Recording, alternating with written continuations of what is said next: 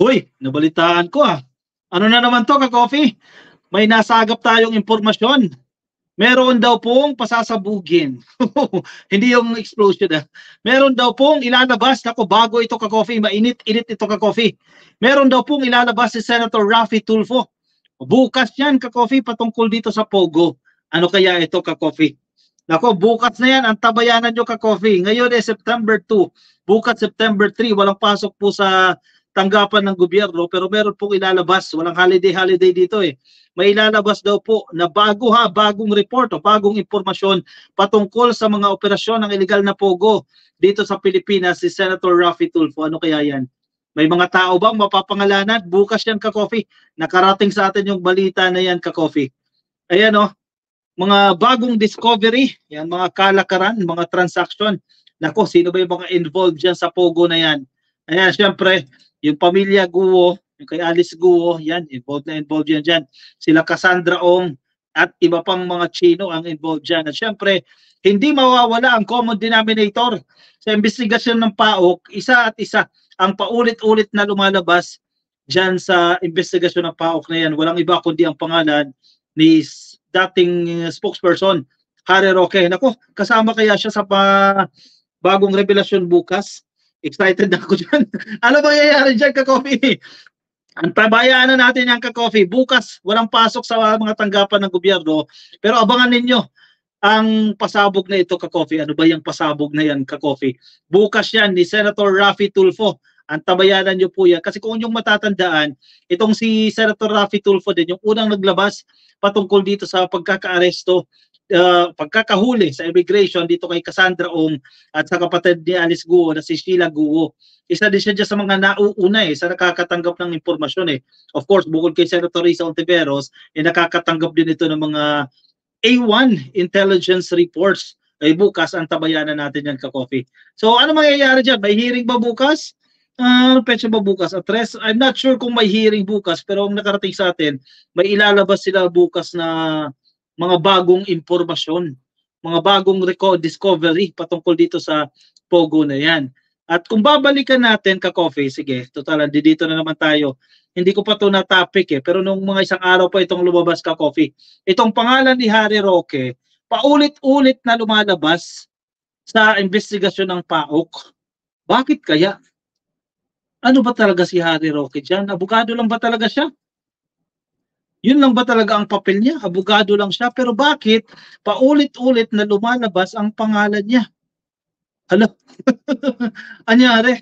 Oh, headline ng Inquirer, PAOK on Roque, we can't discount his possible involvement in Pogos. Baka hindi na lang lawyering ang ginagawa niya. Baka may investment din yan. Ano yan? Or dami siya. Nino? Sino ang may control kay Harry Roque? Dami lang siya, Nino. Ng dating, alam niyo na. The Presidential Anti-Organized Crime Commission or PAOK said it could no longer discount the possibility that former presidential spokesperson Harry Roque was involved in the operations of raided Philippine offshore gaming operators or POGOs in Tarlac and Pampanga province. Diyan bandang area yan, ka-coffee, Central Luzon, Tarlac at Pampanga. Bakit pa ulit-ulit na nababanggit si Harry Mau dito? In a news forum, sinabi po ni PAOK spokesperson Winston Casio, they would like to give Roque the benefit of the doubt. Tama lang naman, sige. Lahat yan, let's afford them the benefit of the doubt.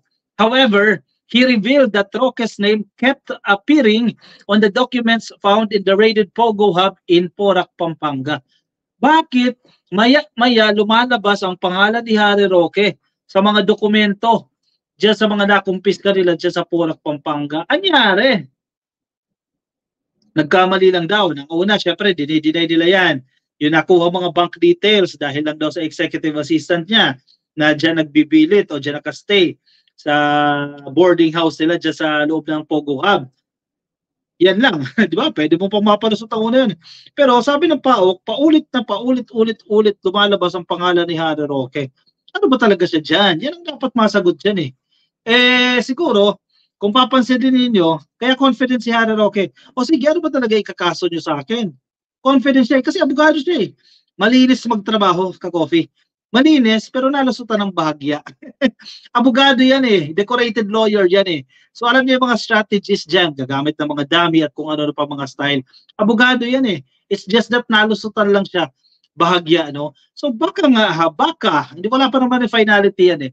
Baka nga talaga, dami siya ng malaking tao dyan. Kumbaga siya ang kolektor, siya ang bagman dyan. At nire-remit niya yan sa someone above. Sino kaya yan, ka-coffee? Bakit paulit-ulit na lumalabas ang pangalan niya? Nagpagamit din siya. Eh syempre, nakikinabang din siya. But then again, now that his name keeps on cropping up in the document, sabi ng PAOK ito ha, in the digital footprint, in the testimonial footprint, we cannot discount his possible involvement in all of these matters. Grabe, ka-coffee. Anong ginawa niyo sa Pilipinas na mayagpag yung pogo na yan? I don't believe in coincidence anymore as far as Harry Roque is concerned. His footprint is everywhere. But of course, you have to put 1 + equals to build a case, sabi ni Castro o sabi ng PAOK. Kasi kung circumstantial lang yan, ka-coffee, grabe ha, 8 circumstances or 10 circumstances, puro involved si Harry Roque dyan. Magaling lang talaga magtrabaho. It's just that magaling magtrabaho itong si Roque, nalusutan lang talaga. Casio also said that PAOK is not motivated by politics or personal interest as the commission initially found nothing suspicious in documents bearing Roque's name. Exactly, totoo. To be fair sa PAOK, yan din ang sinasabi nila dyan eh. Diba? Nang una nila nakita yung pangalan ni Harry Roque dyan, hindi pa sila masyadong nataranta dyan. Lately, nakikita nila pa, ulit-ulit na lumalabas ang pangalan ni Harry Roque. In fact, the public may recall that when the documents attributed to Roque were found in Lucky South 99. Our Executive Director, Undersecretary Gilbert Cruz, and myself said we found nothing suspicious as far as those documents were concerned. Pero that was before. Eh ngayon, ang dami ng mga na-discover. Nako. Kasama kaya siya sa bagong revelasyon bukas ni Senator Raffy Tulfo? Hindi natin alam. Antabay tayo, ka-coffee. Bukas, antabayan na natin yan. Kung may hearing ba o kung ano man yan, hintayin natin yan. Yan. Breaking ito, ka-coffee ha. Ilan lang tayo na nakatanggap ng detalye na yan, ng impormasyon na yan na bukas merong ibubulgar si Senator Raffy Tulfo. Ay, nako. Ano yan, ka-coffee? Pakaba na naman ito, ka-coffee. Sino yan? Ano o sino? Nako, bukas yan, ka-coffee. O, bago pa lang, gumising na kayo. Di ba, i-update ko kayo. Makikinig ako ng hearing man yan o kung ano man yan. Update ko kayo sa aking page, sa aking channel. Ano sa tingin ninyo? Alicia Villaferte, ka-coffee, walang sikretong hindi nabubulgar. Eh, kung magaling lang talaga itong magtago itong si Roque, kaya hindi napapansin. O, wala pang matibay-tibay na nahahanap na ebidensya against him. No? Pero eventually, lalabas din yan. Rhea, thank you sa iyong pa-super sticker ha, Miss Rhea. Thank you. Nandiyan dyan po sa Japan. May napansin na naman DDS dito. Sabi ni Graham, may papansin daw po na DDS dito. Sabi ni Graham Biscuit. Ganda ng pangalan, no? Graham Biscuit ng URC ba yan? Happy viewing po sa inyo. Argo, nandito ba si Argo? Ayan, sinoutout ka ni Kakampink. Happy viewing sa iyo, ha? Henry Gazer, we heard people say no comment. Ay, tama, ching-ching's narcissism, subpar IQ. Lack of communication skills and questionable integrity and morals make her unfit for public office. Sabi ni Henry Gazer, ang tinutukoy niya dito ay itong si Inday Sara Duterte. Harry says his fight is against darkness versus evil. Ayan, mukha sila mga TENGA. Ayan yung yung ito ay laban ng kasamaan sa kadiliman, laban sa kasamaan daw. Yung paglabas niya diyan sa House of Representatives, dumiretso siya ng EDSA. Hindi ko alam kung anong ibig sabihin niya. Bakit sa EDSA? Symbolic ba yan? Pero nagbukang TNGA sila dyan. Mukhang hindi nadadala si Harry Roque, sabi ni Kyle Real 1217. Hindi siya makakalusot.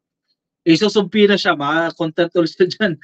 Pangpondo sa Tokhang ang Pogo, kaya alam ni Digong yan. Sabi ni Noel Garcia. Definitely. Alam ni Tatay Digong yan. Siya nag-issue ng executive order, ka-coffee. Diba? Kaya na may pag yung pogo na yan dito sa Pilipinas. In fact, part pa yan ng accomplishment nila. Kasi dumami daw po yung mga turistang Chinese. Nare-report nila yan eh. Tuwan-tuwa pa sila dyan eh. Dumami yung mga Chinese na nagpunta ng Pilipinas. Yun pala, magiging pogo workers na pala. Kawawa ang Pilipinas. Di nila kinonsider ang social ill, yung epekto nito sa Pilipinas. Grabe itong mga taong ito. Sila lang ang nagpayaman. Ngayon, mga bilyonaryo na itong mga to ka-coffee. Ang Pilipinas, anong nangyayari ngayon? O ginawa tayong sugalan nitong mga taong ito. O siya, sige ka-coffee. Ilagay ang inyong opinion, ang inyong komento dyan sa ating comment section para mabasa natin ang inyong mga comments dyan sa ating comment section. Baka di pa po kayo naka-follow sa ating Facebook page, pasayo na lang ka-coffee, please like and follow. At kung kayo naman din nasa YouTube, please click yung subscribe dyan sa baba para dumami-dami tayo ka-coffee dito sa YouTube. O sige, kuha na ng kape at tayo mag-move on sa ating last topic for tonight.